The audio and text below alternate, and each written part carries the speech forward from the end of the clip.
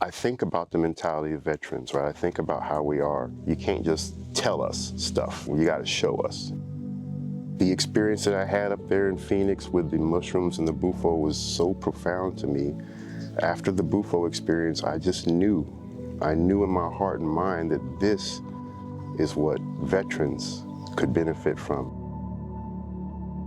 My name is Michael Manion, and I am a 22-year Army veteran, retired first sergeant, and the founder and director of Healing Frontline Heroes Mexico. 5 years after the military, I was damn near 300 pounds and drinking and emotionally disconnected from myself, from my family and everything around me, just lacking purpose and suicidal. At that point in my life, I would have tried anything, to make me just feel better, just feel connected to something or back to myself. And these guys started talking about psychedelics and things like that. And I had no point of reference for it. I felt like that was just stuff that a bunch of crazy people did, a bunch of hippies and whatever else. The very first ceremony that I ever did was mushrooms. And that mushroom journey led into a Bufo journey the next morning.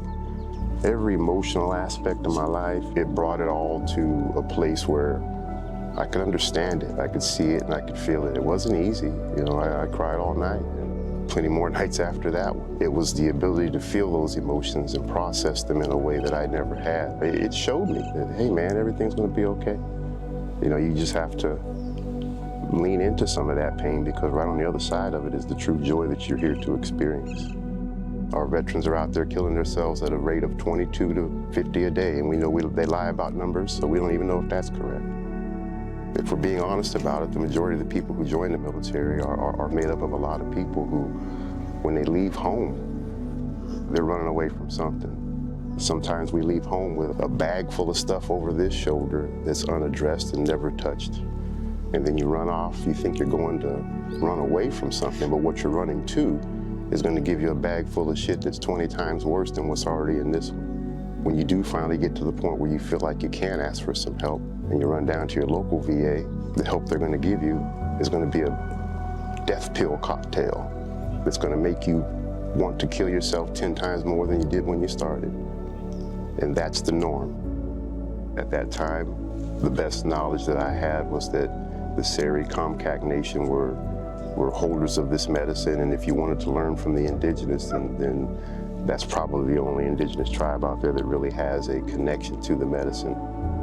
When I came down here and met these people and the culture and everything that was going on, my intention was to come down here just to learn and then be able to go back to the United States and establish something that would help veterans, But after being here, it just came to me. It came to me one time in a ceremony that bring them here, bring them here, bring the veterans here.